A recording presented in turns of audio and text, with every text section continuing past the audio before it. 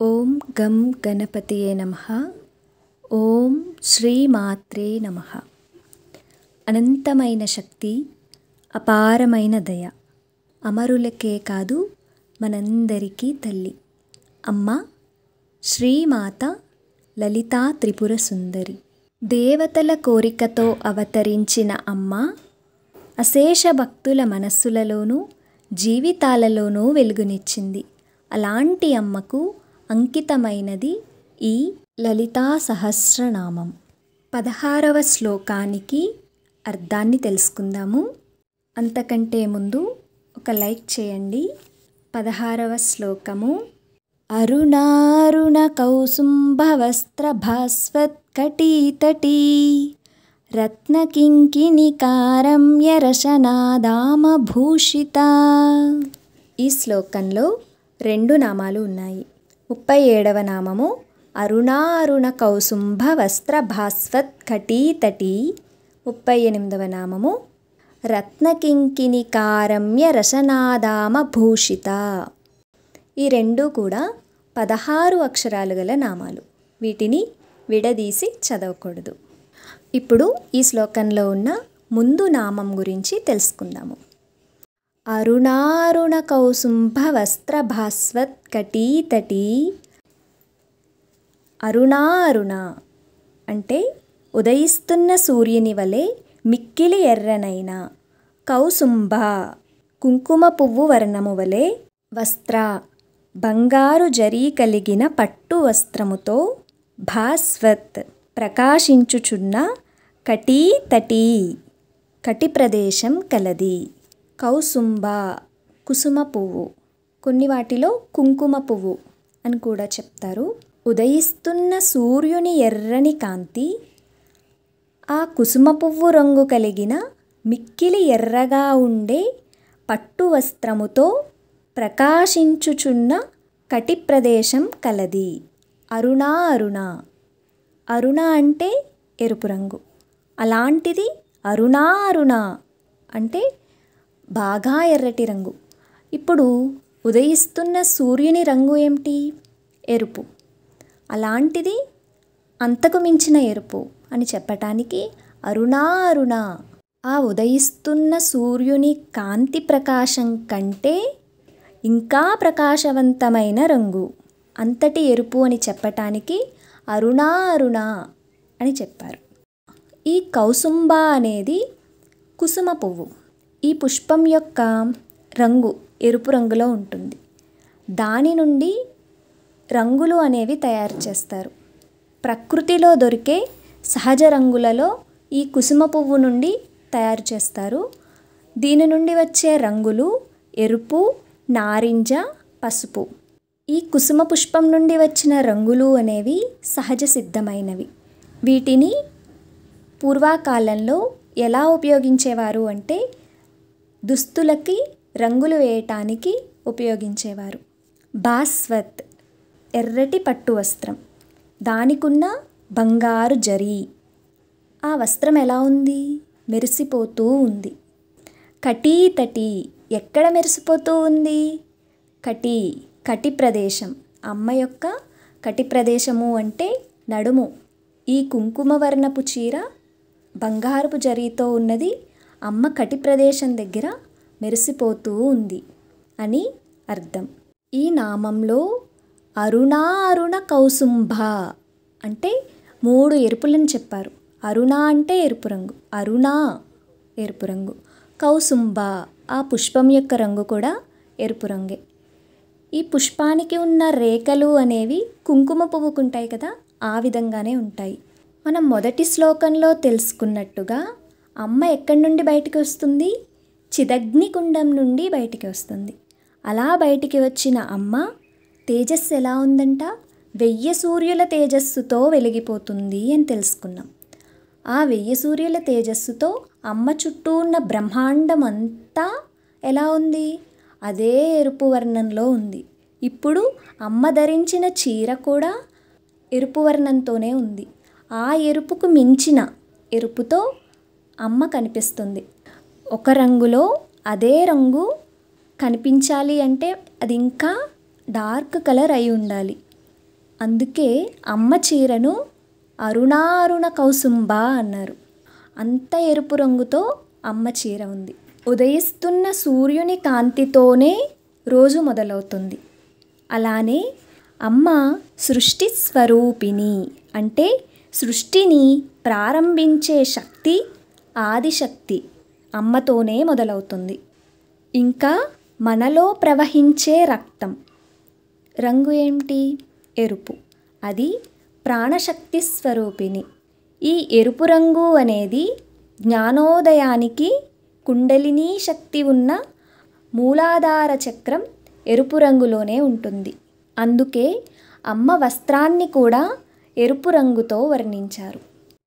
తరువాత నామము రత్నకింకిణికారమ్య రసనాదామ భూషిత. రత్నములతో అమర్చబడిన కింకిణిక చిరుగంటల చేత, రమ్య అందమైన, రసనాదామ వడ్డానపు తాటి చేత, భూషిత అలంకరించబడింది. ముందు నామంలో అమ్మ యొక్క చీర ఎలా ఉందని తెలుసుకున్నాము, ఎర్రటి రంగు. ఇప్పుడు అమ్మ నడుముకి ఉన్న వడ్డానం ఎలా ఉంది అంటే రత్నముల చేత చిరుగంటలు కలిగి అందమైన వడ్డానపు తాడు. ఆ వడ్డానపు త్రాడు సువర్ణమైనది. దానితో అమ్మ నడుము అలంకరించబడి ఉంది. రత్నములతో అమర్చిన వడ్డానానికి ఉన్న చిరుగంటలు, అవి చేస్తున్న శబ్దం ఎంతో రమణీయంగా ఉంది. మన కాళ్ళకి పట్టీలు పెట్టుకుని నడిచినప్పుడు మాత్రమే అవి శబ్దాన్ని చేస్తాయి. కానీ ఈ నామంలో ఎక్కడా కూడా అమ్మ కదులుతున్నప్పుడు అని చెప్పలేదు కదా. అంటే అమ్మ నడవట్లేదు, కదలకపోయినా సరే ఆ శబ్దం వస్తుంది. అవి అమ్మకి అలంకరణగా మాత్రమే లేవు, ఆ శబ్దాన్ని చేస్తున్నాయి. అంటే అమ్మ చైతన్య స్వరూపిణి. అమ్మ ధరించిన ఆభరణాలకు కూడా అదే చైతన్యం. మనం ధరించినవి కేవలం అలంకరణ, జీవం చైతన్యం లేనటువంటివి. కానీ అమ్మ ధరించిన వాటికి చైతన్యంతో ఉండటం వల్ల అమ్మ కదలకపోయినా సరే ఆ చిరుగంటలు అనేవి శబ్దాన్ని చేస్తున్నాయి. రసనాదామం అంటే నవరత్నములు చిరుగంటలతో ఉన్న సువర్ణ తాడు. అది ఎక్కడ ఉంది ఆ సువర్ణ తాడు? అమ్మ యొక్క నడుము ప్రదేశానికి ఉంది. ఆ నాభి ప్రదేశము సృష్టి కేంద్రం. ఆ ప్రదేశంలో సృష్టి శక్తి, శబ్ద శక్తి, నియంత్రణ శక్తి వీటన్నింటినీ తెలుపుతుంది. ఇంకా ఏం చెప్పుకున్నాము? ఆ నాభి కేంద్రంగా పైన ఉన్నవి ఊర్ధ్వలోకాలు అని, క్రింద ఉన్నవి అధోలోకాలు అని తెలుసుకున్నాము. వాటికి మధ్యస్థానంలో ఉన్నది ఈ సువర్ణ తాడు. దానికి ఉన్న రత్నాలు, కింకిణులు అంటే ఆ చిరుగంటల శబ్దము అనేది శబ్ద బ్రహ్మానికి సంకేతం. ఆ శబ్దమే చైతన్యపు తొలి తరంగం. 12వ శ్లోకం నుండి 16వ శ్లోకం వరకు, అంటే ఇప్పుడు మనం చెప్పుకుంటున్న ఈ శ్లోకంతో అమ్మ యొక్క కంఠం నుండి కటి ప్రదేశం వరకు ఉన్న మధ్య భాగాన్ని తెలుసుకున్నాము. ఈ శ్లోకం ద్వారా మనమేం తెలుసుకోవాలి అంటే, అమ్మ బాహ్య సౌందర్యం చూసి మనం చూసే దృష్టికి ఇంకా పరిమితి లేదు. ఎంతసేపు చూసినా, ఎలా చూసినా అమ్మని చూస్తూ ఉండాలనిపిస్తుంది. అమ్మ సౌందర్యంలో ఉన్న తత్వాన్ని తెలుసుకోవటమే నిజమైన విజ్ఞానం. మరది ఎలా దొరుకుతుంది మనకి? ఇలా మనం ఒక వీడియోలో చూసి తెలుసుకోలేము.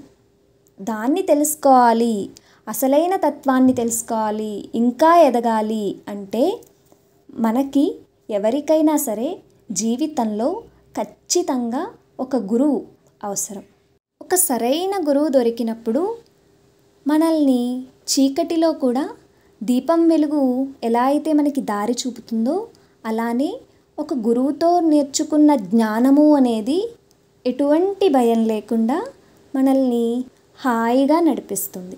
ఇంకా ఈ శ్లోకం ద్వారా మన మాటలు, ఆలోచనలు ఇవన్నీ ఏమిటి? శబ్దరూప శక్తులే కదా. అమ్మ ధరించిన ఆ ఎర్రటి వస్త్రము, ఆ చిరుగంటల శబ్దము మనలో జ్ఞానోదయాన్ని కలిగించాలి. ఇప్పుడు కాసేపు మౌనంగా కూర్చొని అమ్మ రూపాన్ని మనసులో ధ్యానించి ఇంకొకసారి ఈ శ్లోకం యొక్క అర్థాన్ని తెలుసుకుందాము. అరుణారుణ కౌసుంభ వస్త్రభాస్వత్కటీతటీ రత్నకింకిణికారమ్య రసనాదామ భూషిత. అమ్మ ఎర్రటి చీర కట్టుకుని ఉంది. ఆ చీర ఎంతటి ఎరుపు అంటే అమ్మ రావడమే 1000 సూర్యుల తేజస్సుతో బయటికి వచ్చింది. అలా వచ్చిన అమ్మ తేజస్సుకి ఆ బ్రహ్మాండం అంతా ఎర్రటి రంగులోనే ఉంది. వాటిని మించిన ఎరుపు రంగుతో అమ్మ వస్త్రం కనిపిస్తుంది. అది ఎలా ఉంది? ఎర్రని ఎరుపు. ఆ ఎరుపు చీరకు బంగారు జరి. ఆ చీర మెరిసిపోతూ కనిపిస్తుంది. అమ్మ యొక్క కటి ప్రదేశంలో సువర్ణ త్రాడు. ఆ త్రాడుకి ఉన్న చిన్న చిన్న గంటలు. మనం ఇలా ధ్యానించగలిగినప్పుడు అమ్మ యొక్క వస్త్రాన్ని, ఆ వస్త్రానికి ఉన్న బంగారు జరి, ఆ కటి ప్రదేశంలో ఉన్న ఆ సువర్ణ త్రాడు, ఆ చిరుగంటల శబ్దం ఇవన్నీ మన మనస్సుకి తాకినప్పుడు ఆ ఆనందం ఎంతో గొప్పది. అద్భుతమైన శ్లోకానికి వివరణ తెలుసుకున్నాం కదా. ఈ శ్లోకానికి సంబంధించిన ప్రశ్న: అమ్మవారు కట్టుకున్న చీర రంగు ఏమిటి? మీ సమాధానాన్ని కామెంట్స్లో తెలియచేయండి. అలానే ఈ శ్లోకంలో కానీ వీడియోలో కానీ మీకు ఏ విధమైన అక్షర దోషాలు అనిపిస్తే తప్పకుండా చెప్పండి. నేను వాటిని మార్చుకుంటూ నేర్చుకుంటాను. సరే, తర్వాత శ్లోకానికి అర్థాన్ని తెలుసుకుందాము. ఈ అనుభవాన్ని ఇంకొక నలుగురితో పంచుకోండి. ఓం శ్రీమాత్రే నమః.